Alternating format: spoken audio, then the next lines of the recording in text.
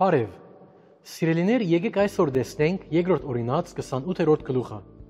եւ ուշադրություն գնենք այդ մեծ եթեն, որ Աստված գուտա առաջին համարի մեջ,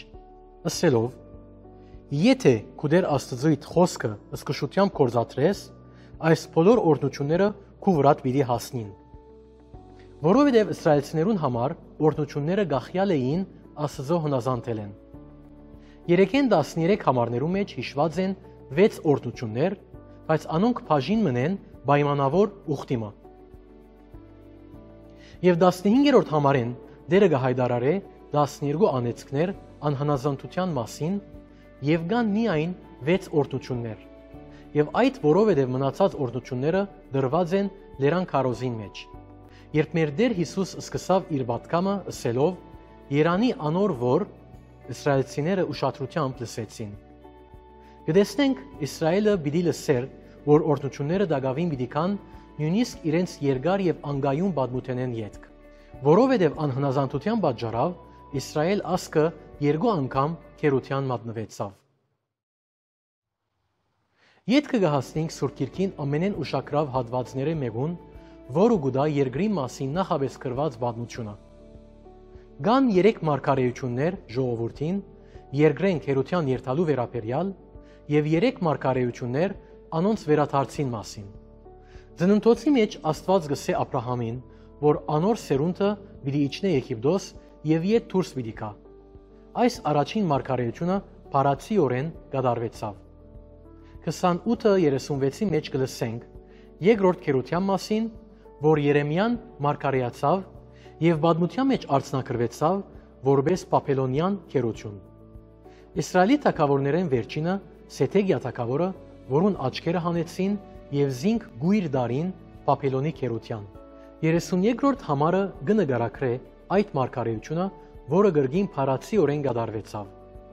Ետքը Անկիա, Զաքարիա եւ Մաղաքիա մարգարեները կպատմեն իրենց երկիրը վերադարձին մասին։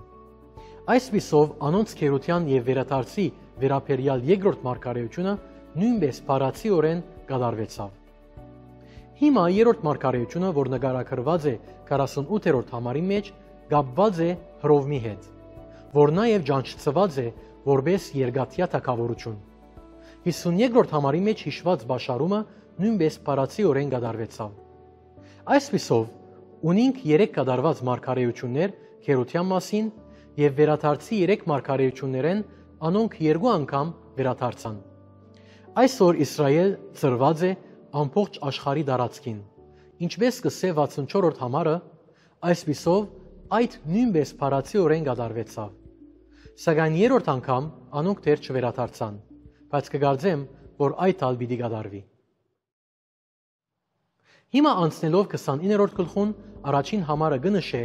որ 10 պատվիրանները կամ Մովսեսական օրենքը Քորեփի մեջ գնքված ուխտներ,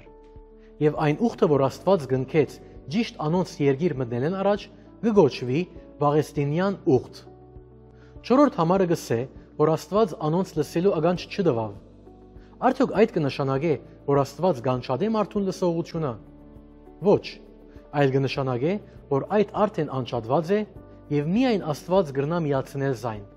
Նույնպես մինչև Աստված չփանա մարդոց աչքերն ու ականջները, անոնք չեն գրնար լսել ավետարանը։ Գրնան լսել փարեր, բայց չեն գրնար լսել ըմբռնումով։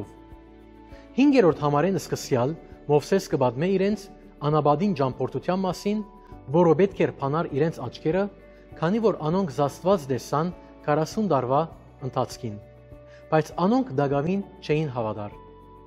Այսօր շատերը գսեն. Եթե Աստված միայն իմ աչքիս առջև հրաշք կգործե, ես պիտի հավատամ։ Սիրելիներ, ապացույցներու բագասը չէ պատճառը, որ այսօր մարդիկ անհավատ են։ Անոնք անհավատներ են, որովհետև փնածին գերբով գհագրագին Աստծո եւ չունին ցանկություն կամ ընդունակություն Աստծո բաներուն։ Մովսես կպատմե ժողովրդին պատմությունը նախքան ուխտի մասին խոսիլը։ Աննա եւ գսկուշացնե, թե ինչ պիտի բադահի վերջավորության այդ երկրի մեջ։ Միայն անգե ետք Մովսես կփոխանցե Աստծո գոմեն դրված ուխտը, որ կհստակացնե, թե Աստված մտադիր է օրհնել անոնց եւ պիտի վերադարձնե անոնց այդ երկիրը իրենց դուրս հանելեն ետք։ Իրականության մեջ ամբողջ Մովսեսական օրենքը նախադեсված է ոչ միայն ժողովրդին, այլ նաև այդ երկրին համար։ 29-րդ համարը մեզի գսե, որ կան քաղաքնի բաներ, որոնք միայն Աստծո կպատկանին, բայց այն ինչ որ Աստված մեզի ասած է, կպատկանի ժողովրդին եւ անոնց հետ անոնց որդիներուն եւ անոնք պատասխանատու պիտի նկատվին։ Ան մեզի գսե այդ մեկը քաչալերելու մեզի հետևելու այս օրենքին բոլոր խոսքերուն։ Սիրելիս, թող Տերը այսօր փանա մեր աչքերն ու ականջները զինք հասկանալու համար։ Ամեն։